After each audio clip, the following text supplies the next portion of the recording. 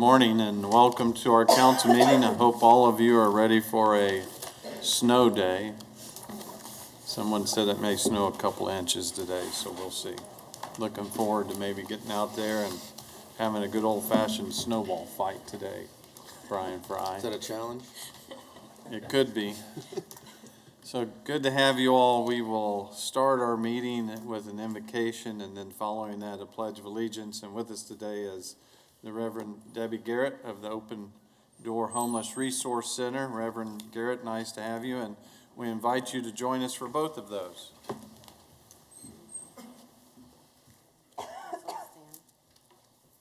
Let's bow our heads. Most gracious Father, we welcome you into our meeting place today. We thank you for waking us up this morning fully clothed and in our right minds.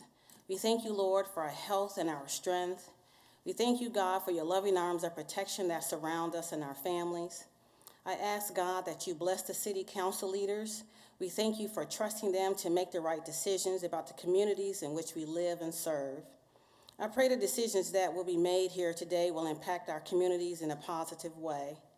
Lord, I ask that you continue to provide and protect the men and women that work for the city of Wichita, especially our police officers that put their own lives on the line to keep our streets safe. Place a hedge of protection around them along with their families. I pray that the city council leaders work together with love, respect for each other and their ideas.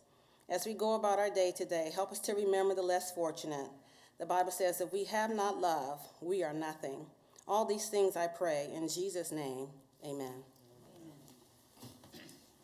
I pledge allegiance to the flag of the United States of America and to the republic for which it stands, one nation, under God, indivisible, with liberty and justice for all. Reverend Garrett, that was very nice. Thank you. We have the approval of the minutes of regular meeting on February 12th, 2019. Any changes or corrections? Seeing none, I move that we approve those meeting minutes. Second. We have a motion and a second. Any other discussion? Cast your vote.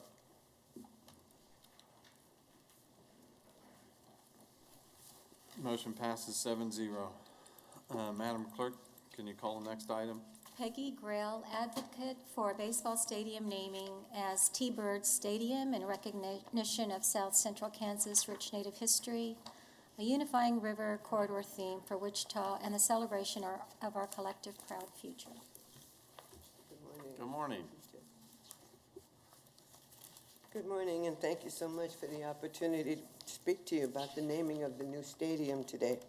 My name is Peggy Grell. I'm 85 years old, and I've lived in Wichita 40 years. I choose this place to live because I love life in Wichita. I am asking you to consider the name Thunderbird because the Thunderbird, a mythical symbol which conveys power, protection, and strength, is us. Names are important and are lasting. I think most people here today could tell us how they got their name. Most parents put a lot of thought into naming a child. I bet there's a story that comes with your name, too.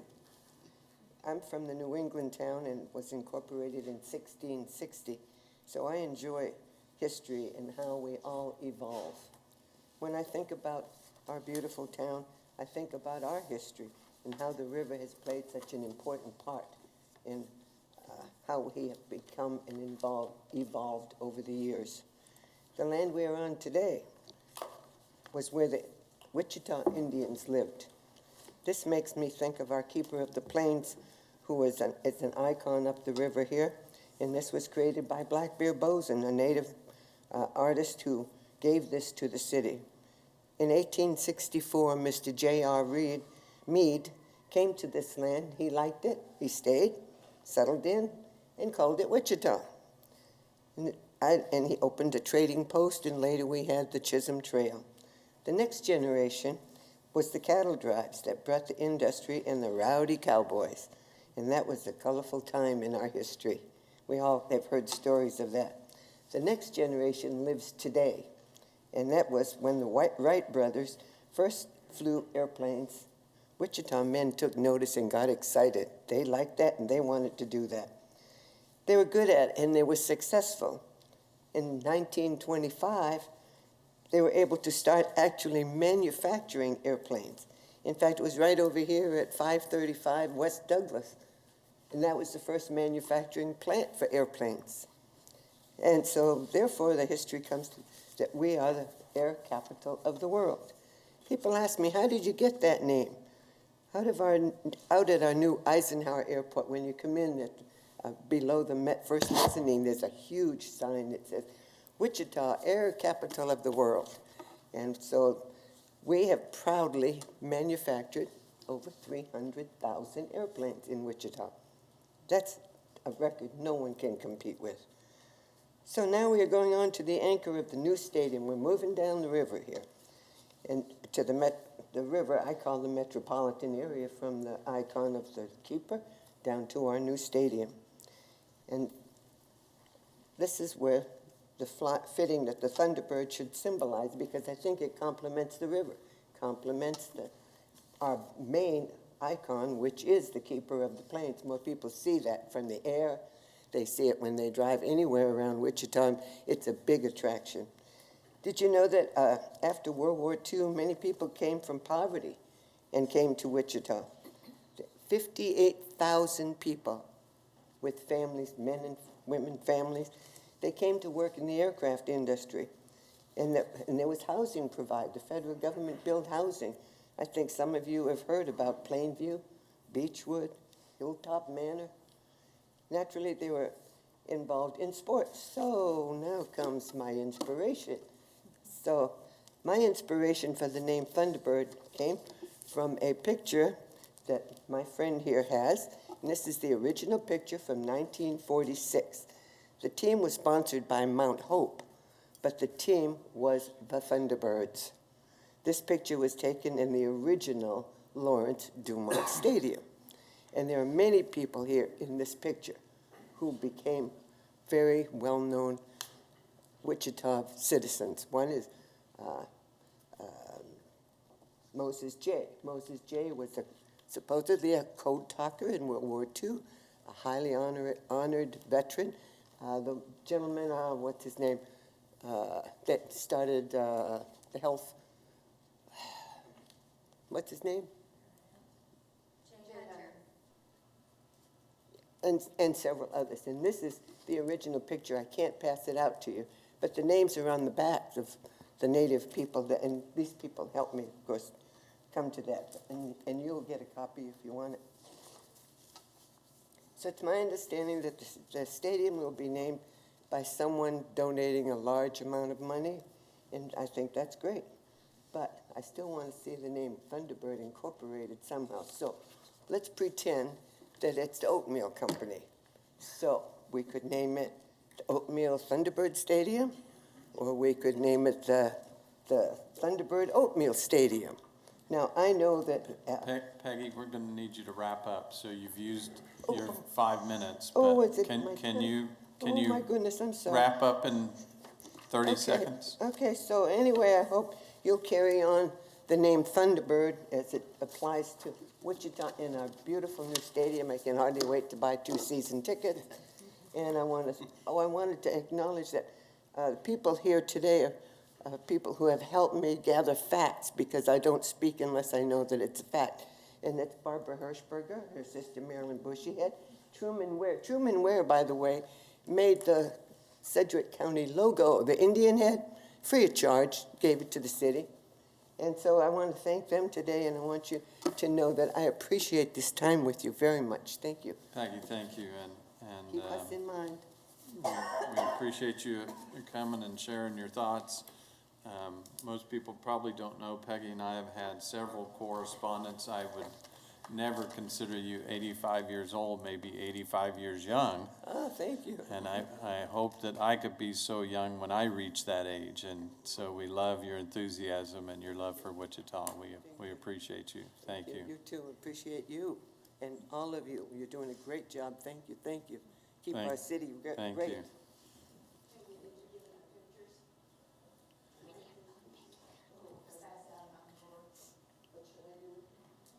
If you just hand them, yeah. Who knew Bob Layton was good for something?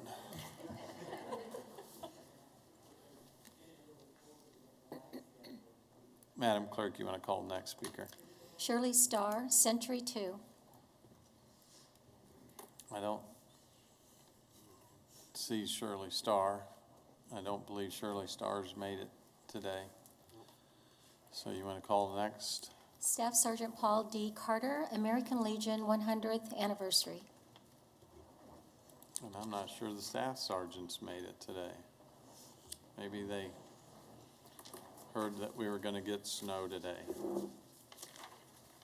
So it doesn't appear the staff sergeant has made it today either. So, Madam Clerk, next item. Consent agenda items 1 through 22. Are there any items that need to be pulled for discussion or clarification? Seeing none, I move that we approve consent agenda items 1 through 22. Second. We have a motion and a second. Any other discussion? Cast your vote. Motion passes 7-0. Madam Clerk, next item, please. Mayor, there are no Board of Bids, so we'll go on to new business. Public hearing and approval of facade improvements project 1029 West Douglas.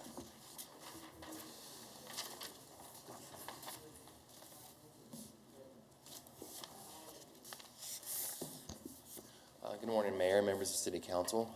Mark Elder here with the Office of Economic Development. 2 weeks ago, a public hearing was set for consideration of this facade improvement program, and so today is the public hearing on that for consideration.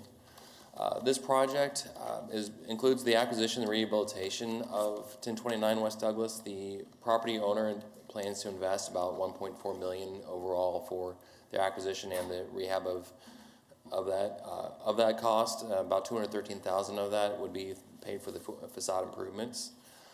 Those improvements to include the removal of the stucco and restoration of the original brick.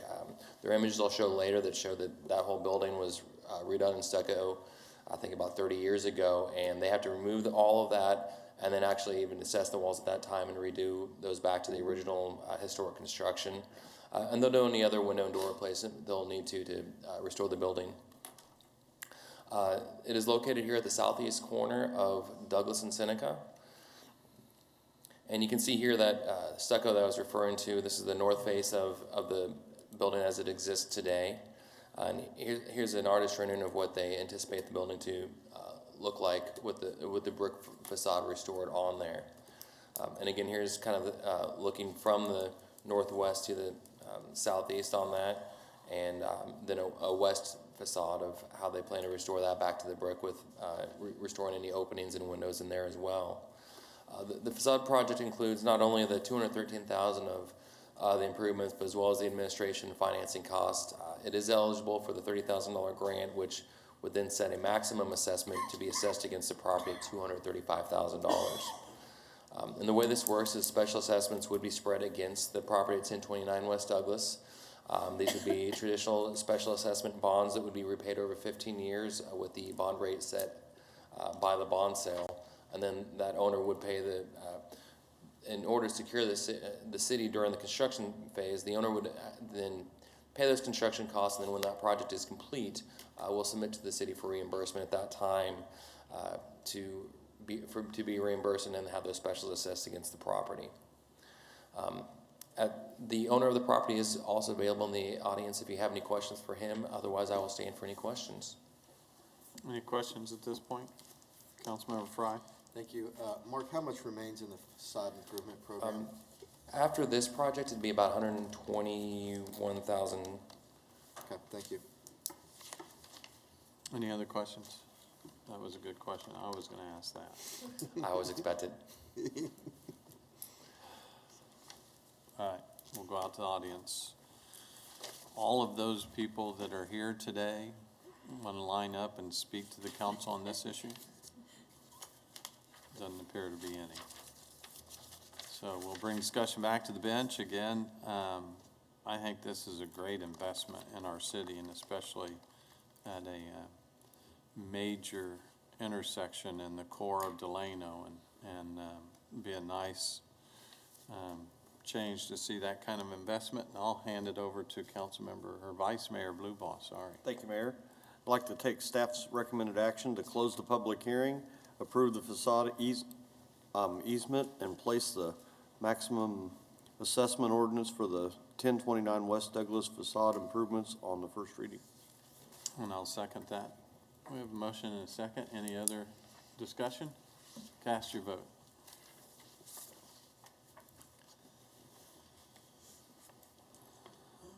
And motion passes unanimously. Madam Clerk, next item, please. Petition for improvements to serve Bay Country Addition. Good morning, Mayor, Council members. Gary Jansen, Public Works Engineering. The item before you this morning is petition for proposed paving improvements to serve Bay Country Addition. In particular, would be for Wheatland, which you see in red here, just south of Central. The petition is a requirement for both new development and infill and is valid per Kansas statute. This is a little bit of a unique situation. So our current subdivision regulations say that anytime new streets are built within new developments, they have to be paved, right, before any home construction can be done. So if you look to the right of that green area where Wheatland's at, that's Bay Country Addition. All of those streets were paved as is typical with subdivisions. Water and sewer extended, everything else. As part of the plat for Bay Country, those lots that you see primarily in green on the east side of Wheatland, again, per subdivision regulations, to build on those lots, to get a building permit, would require the street to be paved. Because this street is not entirely within the district, within that subdivision, and also serves the development to the west, the plat had language that said the developer should try and get a valid paving petition, but they would be allowed to build homes without the street being paved. I tell you that because the area to the west then originally was in the county. When the homes were built, there was no requirement to pave those streets. That's why they're currently unpaved today. And to put that developer in that situation is a little bit of a challenge of having to take on all that cost themselves. The developer in this case came to us and said that he wanted to pick up a larger share than would be required of a normal petition to try to make this work, and that's exactly what he did, and I'll talk about those numbers in just a minute. But it also was going to take some of those on the west side to sign the petition to make it valid also. So the current petition that we have, all those shown in green signed the petition, represents almost 56% of the resident owners and 45% of the area. And then the blue is the remainder of the balance of the improvement district area as was established by state law that did not sign. However, those numbers did give us a valid petition by those signed in green. On February 4th, the District 5 Advisory Board unanimously approved the project, and this was after a neighborhood meeting to discuss the project specifics. And I think we had every property owner there except for the one at the south end to discuss the project. Generally, everybody was in support, even those that did not sign the petition. This is a quick picture looking south from Central. You can see over to the left side is the development where the new homes will be built. To the right is Rainbow Lakes where existing houses are. And then this is the reverse of that picture looking back to the north. And you can see the new development to the right. The paving improvements are estimated at a total cost of $428,000, with 88% of that cost assessed to the improvement district and 12% to be paid for by the city for intersection improvements. And I might mention real quick, because several questions have come up about that, about how that works and why that works on infill projects, why the city contributes to intersections. We've done this for a long time, and there's three reasons, and I'll try to be quick. One is when you go in and pave an infill street, an existing street where homes are built, it costs quite a bit more than to build a brand new street in a new development because you're matching existing conditions and you're working with an existing neighborhood. So one of the reasons why the decision was made some years ago to start contributing towards intersection was to help incentivize trying to get those streets paved. The second item was most intersections serve a greater purpose and not just a particular street section. So you've got a lot of other traffic and a lot of other people using an intersection than just those in that improvement district. It's not unheard of in other communities to contribute to it for that reason. And the last is you typically have to construct a full intersection when you build these streets. So what happens in this instance, if you build the full intersections at where Wheatland Place loops around, there are others that receive some of that benefit. There's no way to charge them for that cost right now, and it's really difficult after the fact to refund money. So For those reasons, we made the decision some time back. We use a formula based on the size of the intersection compared to the street in general is why we contribute to intersections. So I'm glad I could share that with you today in case it ever comes up again. The one thing I wanted to talk about then is how these costs came about, particularly on this petition and compared to what they might have been. And again, talk a little bit about what the Bay Country developer was willing to do. The final petition has there's 4 lots on the west side of Rainbow Lakes that have driveways fronting Wheatland. Those are the ones that made the most sense to include in the benefit district, and they're being assessed a fractional cost of $7,500 apiece. The large lot at the end, we look at on fractional cost at a number of shares. It is extremely large property. If you look at the properties on the west are about the same size, an assessment of $7,500. That lot is much bigger, more than 4 times bigger. It's being assessed basically 4 shares, 4 of the same shares at $30,000. And then the Bay Country lots, 19 of them on the east side, are $15,600 apiece, which is considerably more than what they would have been in a normal situation. So just to talk about that real quick, if all of these lots, there's multiple ways that assessments can be done by state law. Typically, it's been square foot in the past. The next item I'm actually going to talk to you about on another development. Most developers like to look at a fractional share to keep the monthly assessments about the same. But just to give you an example, if all lots had been assessed the same, it'd be just under $15,000 apiece. If done on a square foot basis, which is pretty common, and which is usually the default where most people go to, the Bay Country lots on the east side would average $6,100 apiece. Keep in mind the developer is willing to take on $15,600 per lot, more than 2.5 times what that assessment would have been. The Rainbow Lakes lots would have averaged just under $30,000, and they're only going to be assessed $7,500. And then a lot at the end would have been $122,000, which is $30,000 now. So because of the willingness of the additional contribution from the developer, I think this works out really well for everybody else. We end up getting the street paved. You know, and it's obviously going to help with his marketability of those 19 lots also. So again, the petition totals $428,000. That includes 88% to special assessments. With that, staff recommends the City Council approve the petition, budget, adopt the resolution, authorize necessary signatures, and I'd be happy to stand for any questions. Go back to that aerial. Where's the stormwater going to drain to? It's going to go to the lake. Most of it's going to go to the lake to the east and then head to the south. Just the long, narrow lake to the east of the green. And then also at the south end, and that primary blue part, all of that drainage goes to the south. And that's been the natural drainage way through this area for a long time, and so we would continue to honor that. And those both have enough capacity for the handle the stormwater? Yes, sir, they do, because they generally handle what it is now. We're adding some impermeable surface with the paving, but it's fairly negligible, so we're taking on the same water we were before. Okay. Any other questions? Is there anyone in the audience who would like to address the council on this agenda item? Seeing none, we'll bring discussion back to the bench, and again, we'll hand this off to Councilmember Fry. Thank you, Mr. Mayor.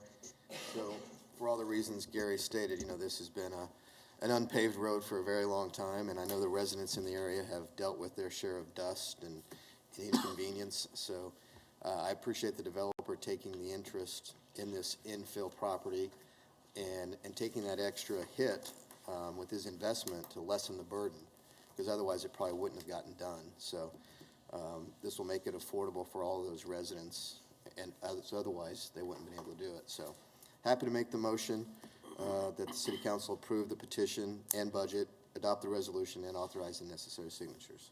Second. We have a motion and a second. Any other discussion? Cast your vote. Motion passes 7-0. Madam Clerk, next item, please. Revised petitions for improvements to serve Emerald Bay Estates, second and third editions. Mayor, council members, Gary Jansen again.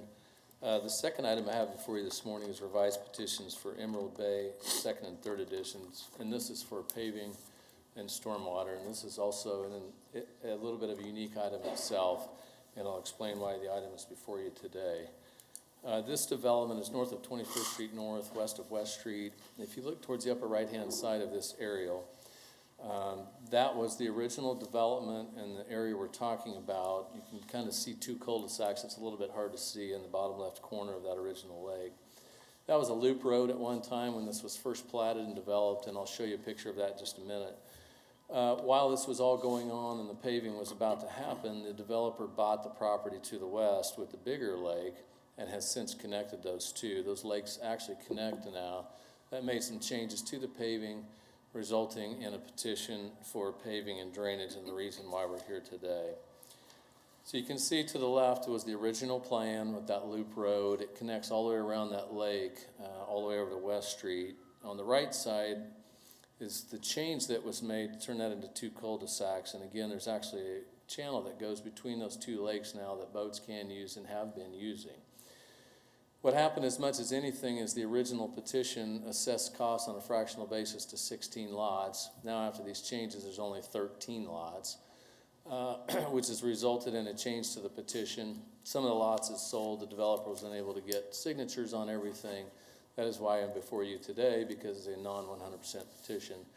However, I think after going to the district advisory board, most everybody is in support. The standard language, I talked about this a little bit before. The original petition was a equal assessment over 16 lots. That works really well for most developers in new subdivisions to try to hit a market point for monthly assessments.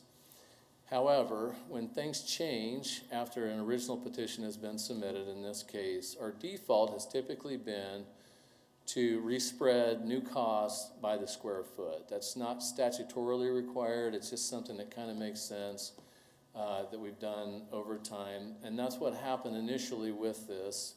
The petition was changed to go to the square foot over 13 lots. The developer decided that he wanted to go back to a fractional basis.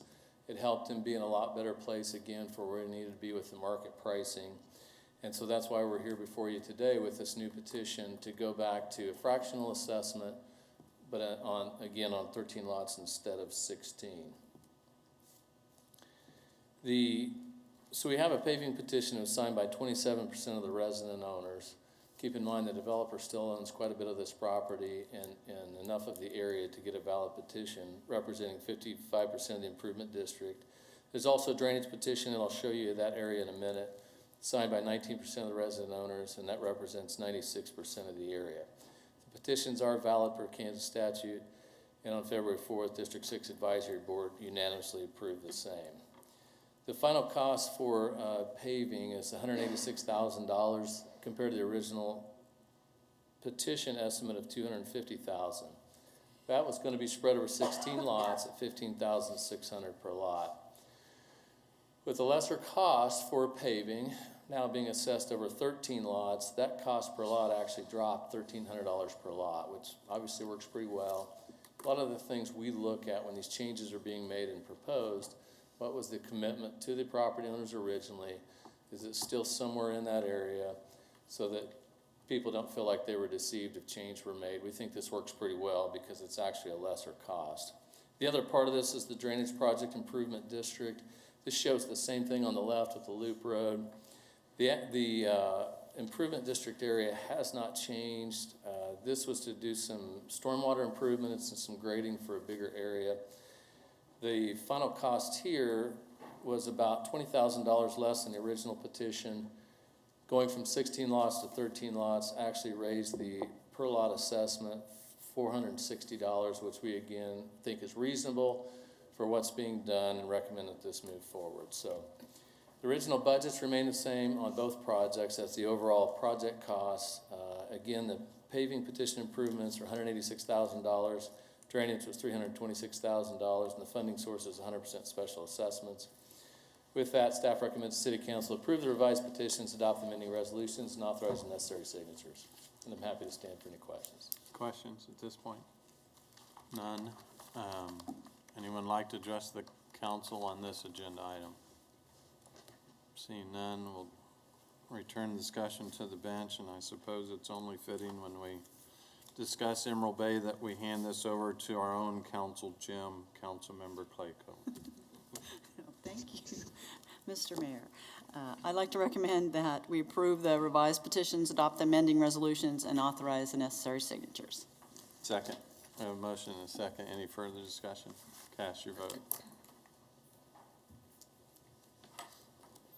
Motion passes 7-0. Madam Clerk, next item, please. Substantial amendment to the 2018-2019 Annual Action Plan. Morning, Mayor, Council members, Mark Stanberry for the Housing Community Services Department. This morning, we will ask you to open a 30-day comment period for a proposed substantial amendment to the city's 2018-2019 Annual Action Plan for federal entitlement funding. We will return on April 2nd in order to seek your approval once the public has had an opportunity to provide comment. Some brief background. The city receives an annual allocation of funds from the U.S. Department of Housing and Urban Development. The funded activities are aligned to the city's goal of creating a livable and sustainable community. Funds are used to create strong, sustainable, inclusive communities and affordable housing. Just briefly on our entitlement grants, we have the Community Development Block Grant Program. The 2018-19 award amount is $2,000,008. The Home Investment Partnerships Program, or the HOME Program, is used to provide affordable housing financing. The 2018-2019 award amount is $1.5 million. We also have the Emergency Solutions Grant Program for homeless initiatives. The 2018-19 award amount is $230,000. Subject of our proposed substantial amendment is the CDBG program. CDBG funding must meet a national objective, which there are three: to benefit low to moderate income, prevent slums or blight, or address urgent community needs. Also must be used for an eligible spending activity, and CDBG funding must assist not less than 70% of spending, or it's not less than 70% of spending must benefit low to moderate income persons. For the Community Development Block Grant Program, our 2018-19 allocation is $2.8 million. Our approved plan currently includes $5.7 million for eligible activities during the 2018-19 program year. This includes the base grant as well as $1.4 million from prior year resources such as program income, and also $1.6 million from Section 108 loan repayments. The proposed substantial amendment includes the addition of a new activity, which is improvements to Mount Vernon Road between Oliver and Woodlawn. This would include a bicycle lane. It is located in District 3. The funding amount would be $125,000. Funding sources for this would come from a reallocation of funds from the acquisition and development activity in the amount of $100,523, and also from the remaining Section 108 loan repayments. We have $24,477. So with that, the recommended action is to open the required 30-day public comment period for the substantial amendment to the 2018-2019 Annual Action Plan. I'll be happy to answer any questions you might have. I've got a couple of questions. The training and employment, $200,000. Can you be a little bit more specific on what that training and employment dollars are going to? Yes, that's for the Way to Work program that we operate during the summer youth employment program is what that's used for. And at this time, are we still planning on administering that ourselves? That would be the plan, yes. Yes, under the coordinated approach we have with other agencies, we would keep that component. I think the older children we'd do the administration, but I think they'd be placed by another group. So I would still encourage us to look at doing more collaboration than administering that program ourselves. We can have some discussion on that as we work our way through that. And then the youth crime prevention and enrichment, is that the after-school programs that we're subsidizing? Yes, that is correct. That includes the after-school programs, currently with YMCA and also with Mental Health Association and Big Brothers Big Sisters. And then you list under homelessness, the domestic violence shelters. So you really have considerable more funds that are targeted for the homeless than what you'd previously mentioned of 200 and some thousand. It's actually over 500,000. That would be correct. That funding actually comes from the CDBG program for the Domestic Violence Shelter Services programming. Okay. Any other questions? Seeing none, we'll go out to the public. Anyone like to address the council on this agenda item? Seeing none, we'll bring the discussion back to the bench. Any other discussion at this point? Obviously, we'll be coming back to us for formal approval of where we place these funds after the 30-day comment period. So I would, Councilmember Johnson. Thanks, Mayor. Thanks, Mayor. Mark, real quick, on the youth crime prevention and enrichment, is there a programming aspect to that, or are we just subsidizing just fun activities? Is there anything that's teaching life skills in these programs? Is that a requirement? There are some outcomes that are required. Again, what we have is YMCA provides the after-school activities, and there's various outcomes that are proposed within that program. Also, a mentoring program that's operated by Mental Health Association, and then also a mentoring program with Big Brothers Big Sisters. So they have outcomes as well, behavior outcomes and so forth, yes. Thank you. Any other questions? Seeing none, I move we take staff recommended action. Second? Motion and a second. Any other discussion? Cast your vote. Motion passes 7-0. Madam Clerk, next item, please. Resolution establishing the order of succession as mayor of the city of Wichita. I think this is self-explanatory. Anything to add, Robert? Other than if Councilmember Fry wants to reach me, he's got to knock off a lot of people. You could pull Alexander Haig, but that's I'm in charge here now. So this is a simple resolution that we do typically every year just to name the succession, and so I would move that the city council adopt the resolution, authorize the necessary signatures. Second? Motion and a second. Any other discussion? Cast your vote.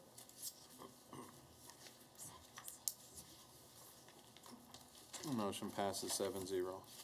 Madam Clerk, next item. Approval of travel for Mayor Jeff Longwell to attend the March governing body meeting, March 14th and 15th, 2019, Topeka, Kansas. I'd like to make the motion to take the recommended action to approve the travel expenditures. Second. Thank you. We have a motion and a second, and that was for round trip. Since that previous discussion, I was a little worried. Do you agree to that friendly amendment, Vice Mayor? We have a motion and a second. Cast your vote. Motion passes 7-0. Madam Clerk, next item. Councilmember appointments and comments. Appointments, comments. Let's do appointments first. Did you have appointments? No.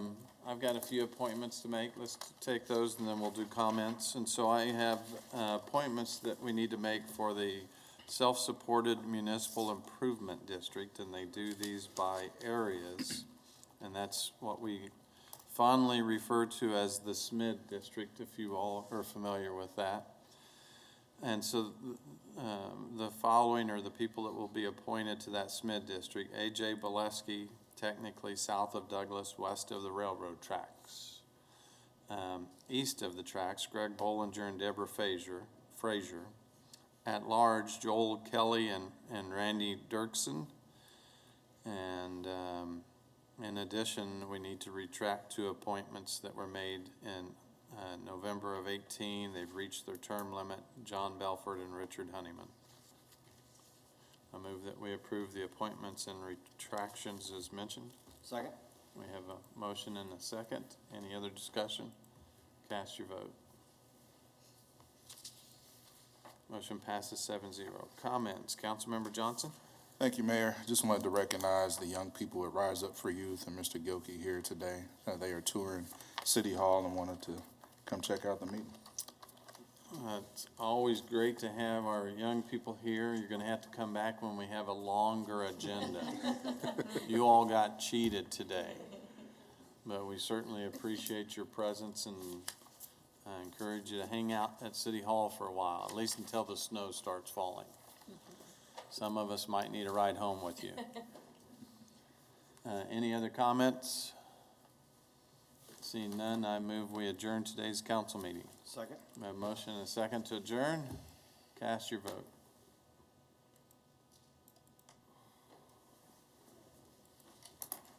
Motion passes 7-0. We are adjourned.